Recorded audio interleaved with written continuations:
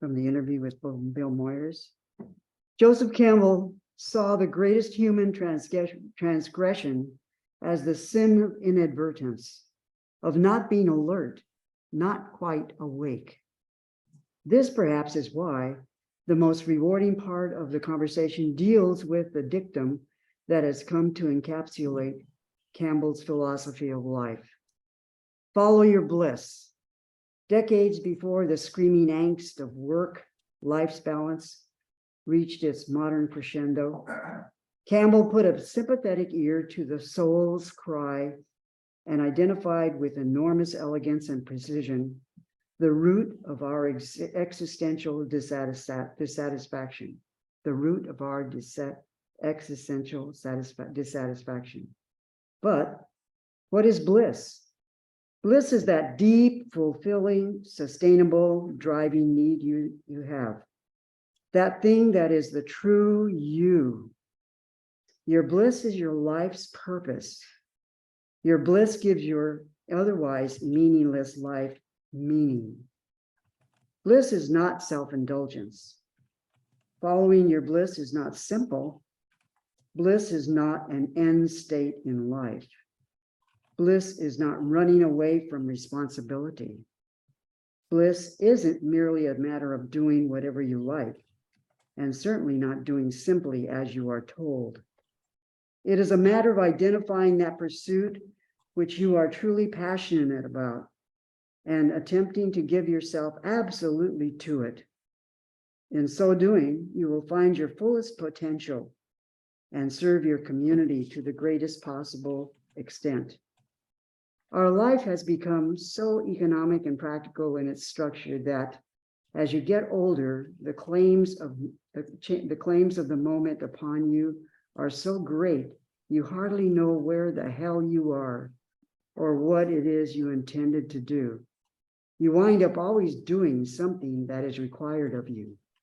Where is your bliss? You have to try to find it sooner or later.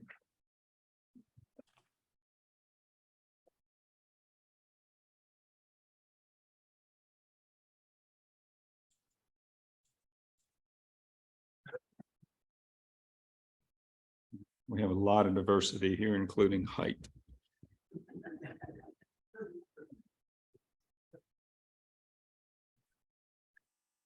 Why is everything so hard? It seems like everything takes longer than it should and is more complex than it needs to be. Why do computer programs need to be updated? Why do cars stop working the morning you really need a ride? Why are some people so clueless? I mean, I'm running out of time here, right? I have a decade, maybe two left to live, and the world is such a mess. I really had hoped things would be better by now. I had hoped to be more joyful and more hopeful at this age. You ever feel like that? If you are not alone. I recently enrolled on this online class. It's really pretty cool. It's called The Science of Well-Being. It's offered through Yale University, and it's a 10-week course to be completed on my own pace, which is important.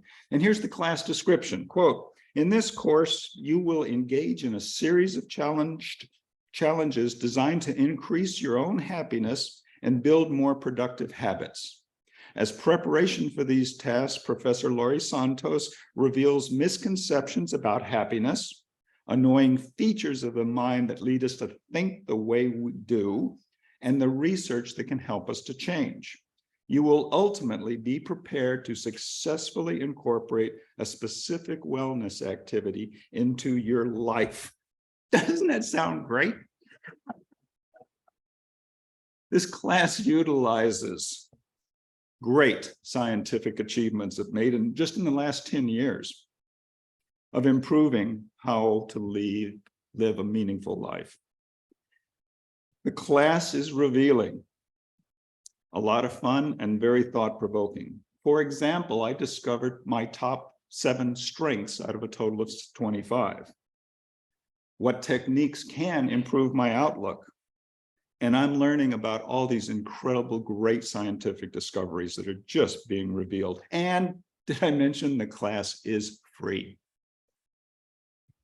Remember if I asked you if you ever felt like you deserve more hope and happiness? Well, I believe this class is a reasonable approach, a free approach. Know how many people are enrolled in this class? 4.5 million. Says a lot. Our expectations and desires of being happier is not new. Humankind has been searching for thousands of years for meaning, happiness, and purpose. The historical reference to this searching is interesting, but doesn't change the fact that I'm alive now, and I'm feeling these feelings now. Then along comes Joseph Campbell. His philosophy on life, made famous by that 1988 airing on the PBS with Bill Moyers, is so incredibly simple. Follow your bliss. Now, after that, follow your bliss spread like wildfire through an overwhelmed, unhappy culture. The saying showed up on t-shirts, coffee mugs, tattoos. It was also spoken as the justification for many romantic breakups. Quote, I'm leaving you, I need more bliss, unquote. That is a real quote. And it ended a marriage I know of that had lasted 30 years. But like all advice from gurus and spiritual teachers, the complexity of the words gets misappropriated to avoid the amazingly hard work. We reach so eagerly to what seems like an easy fix, especially for our perceived unhappiness. All I need is another vacation, a better exercise machine, better skincare product, a better car, a bigger house, a partner, a younger partner. In my taking this class in the science of well-being, I came upon a term I'd never heard of before, hedonic adaptation. Now, basically, it says that all of our lives are ups and downs. We have good times, bad times, some of them deeper and some of them higher than the others, but nothing lasts. Thousands of people were studied, from people who won the lottery to people who accidentally became quadriplegic. Same results. Even after winning the lottery, the person's overall happiness did not change significantly. Even after horrible physical tragedies, the person's overall happiness did not significantly change. It appears that we adjust to experiences and major events, but they just go around a baseline of happiness where we are. There's ups and downs, but we always come down to that same baseline. It seems that all of us have that baseline, and a major event just doesn't change it. It's also called hedonic treadmill because we keep cycling through the same thing over and over and over again. Every rise or fall in our happiness is temporary. You and I know people who have a baseline happiness that's pretty darn high. They're always upbeat. They're always optimistic. They're always making the best of the worst situations. They're just, sometimes for me, unbelievably happy. You and I also know people who are routinely down, unhappy, pessimistic. These folks have a lower baseline happiness. But this is where it gets interesting. What determines your baseline? The research of over 2,000 sets of twins says this: 50% of your baseline happiness is genetic. 10% is from experiences, and a whopping 40% is determined by your intentional activities. Intentional activities like how you choose to spend your life. 40% of your baseline happiness is determined by your actions. So you can't change your genetic contribution of your happiness baseline. You can blame your parents. But remember the serenity prayer, grant me the wisdom to accept the things I cannot control. You can't change your genetic contribution.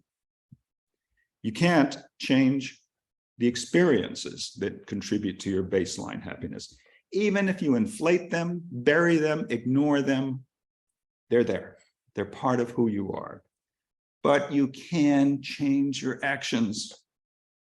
Studies are showing that you can actually raise your baseline happiness by techniques and practices. That sounds pretty encouraging, doesn't it? I believe this is what Joseph Campbell really meant when he said, follow your bliss. That is, choose those activities that are rewarding and meaningful to you, and stop doing the same old crap that keeps you down. Well, what are those techniques? I'm biased. And so I think being in a religious community can help us follow our bliss. In an article published this last May, or just this last Monday in the Atlantic, titled American Religion is Not Dead Yet. I read all that kind of stuff. So the author Wendy Cage writes this. I love this. At the core, religions provide 4 basic human needs. 1, it provides a framework for meaning making. 2, it offers rituals to help us mark time, process loss, and celebrate joys. 3, it creates and supports communities, allowing each of us to find a place of belonging. And the 4th, fueled by the first 3, religion inspires us to take prophetic action, to partake in building a world that is more just, more kind, and more loving. I want to repeat that. Provides meaning making, offers rituals that help mark time, joys, and sorrows, creates a community and gives you a place of belonging, and then takes you to prophetic actions of trying to make this world a better place. Finding your bliss in a religion like ours is not easy. It's not quick. It is simple, but it's often taxing. You never achieve it completely. There's not an end state of being endlessly happy, but there is progress. And there's wisdom and perspective gained if you stick with it. If you want to raise your happiness baseline, lean into a religious life of meaning, rituals, community, and service to others.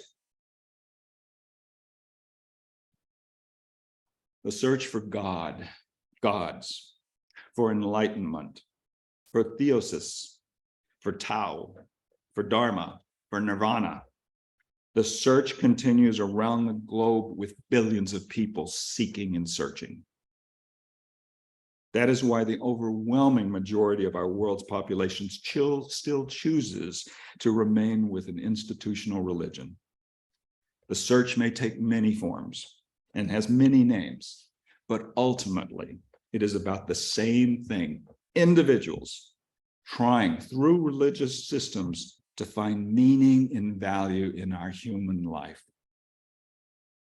It's about following your bliss. And that following begins with a search. Where do you look?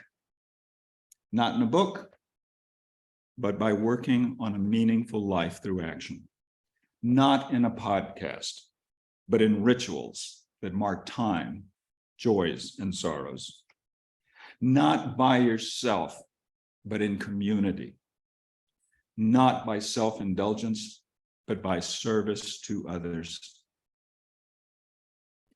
My prayer for all of us is that we use the gifts we have been given and that our actions are aligned toward following our bliss religiously. Amen. And blessed be.